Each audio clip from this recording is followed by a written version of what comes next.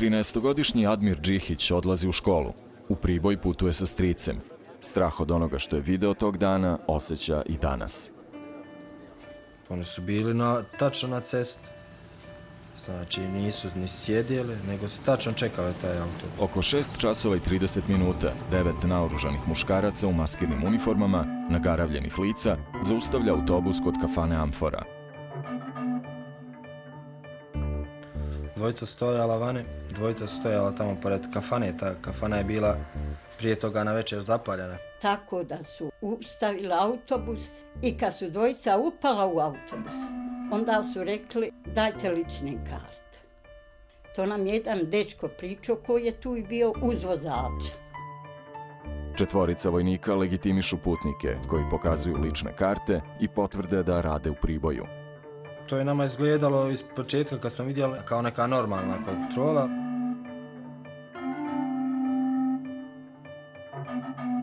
Pored vrata sam stojio pored Ilije, žena mu, sin, pa ja. Tražio od njega ličnu kartu. Došao je do sina, pitao ga kako se zoveš. On je se okrenuo i rekao to je moj sin. Ali pošto je on već bio ispred mene, on me je samo prošao i nastavio je dalje. Kaže, vi muslimani izlazite napolje.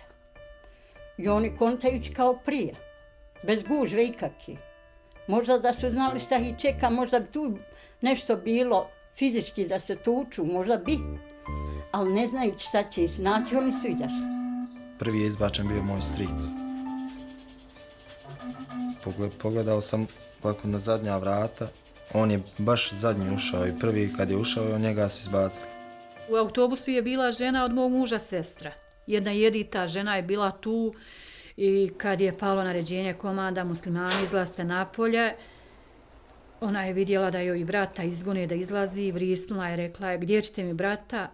Odgovoreno joj je kad je brat izlazi ti i kidnapovali su i nju sa njima. Pošto sam vidio kad mi je stric izašao, neka me je tuga, pošto sam bio mali, skoro 13 godina.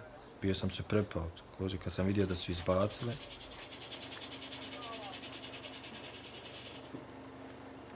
Tu smo mi zadržali se, oni su sve izbacili, izašli su i oni svi. I oni su svi stojali jedno pored drugog, kao reći zapitkivali se šta je ovo, zašto smo sašli. Još autobus nije smio da nastaviti. Poslije se ovaj jedan vratio, na prva vrata i rekao idite dalje, nastavite, šta ste vidjeli ništa, koga ste čuli ništa, ako neko nešto bide. Rekao ja sve znam ko je. Pod pretnjom oružjem, vojnici izvode 15 muškaraca i jednu ženu.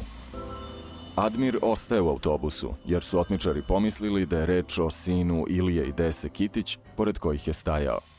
Tako postaje jedini musliman svedok ove otmice. Niko se nije pomakao nešto da spriječi tu odvođenje. Niko. Kako je jedan po jedan izlazio, pravo u kamion po Ceradu. Ovaj Mujo Alihođić kaže koji on je najzanjuniš, on je ga naš, ovaj ga neki guro i rekao Mujo šta čekaš ulazi. I bio je po žutom Ceradom, tonac, kako se to tako. I sve su jedan drugoga ubacivali. I ovoga staroga nekoga Ramiza, on je bio pre penziju. Oni kažu kundacima su ga dizali gore šta ja znam. I ovi rušili i u mene sin, valjda je on pomagao, plakao, znaš, tražio mene. Joj majko, u pomoć, joj majko, znaš. I tako da su oni njiha uveli u ta kola, ispušili tu Ceradu i otišli su za Bijela brda, to se zove Bijela brda i dolje Višegrad, gdje se ide šta ja znam.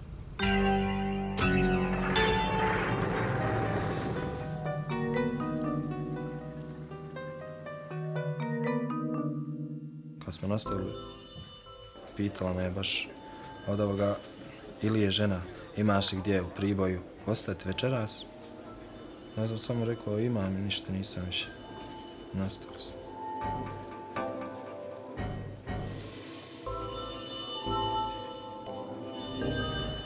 Autobus stiže u Priboj. Putnici, svedoci otmice, izlaze iz autobusa, a Admir odlazi u školu. Ušao sam na čas i počeo sam da plačem. Baš me nastavnica pitala šta je bilo, ja sam rekao ništa. pa što plačeš, rekao, pa ništa. Vozač autobusa, Vojislav Stojkanović, obaveštava nadređene u preduzeću Raketa o tome šta se dogodilo. Pribojem se širi vest. Policija ne reaguje, niti to čine lokalni funkcioneri.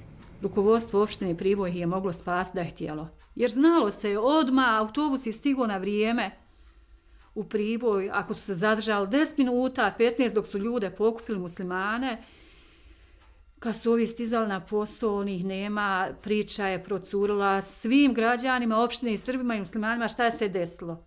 Da su oni reagovali malo, u roku sat vremena ti su ljudi mogli sigurno biti danas živi, garant da se vrati.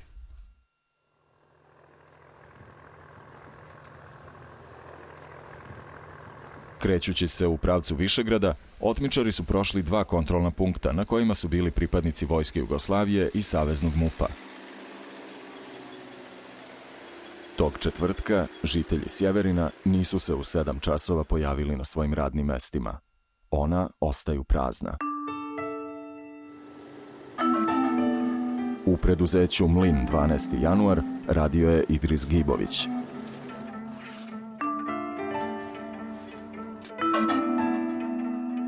U Dekor Plastu radili su Ramahudin Ćatović i Mevlida Hodžić. U pogonu polijestera u Priboju Esad Džihić, Medredin Hodžić i Mustafa Bajramović.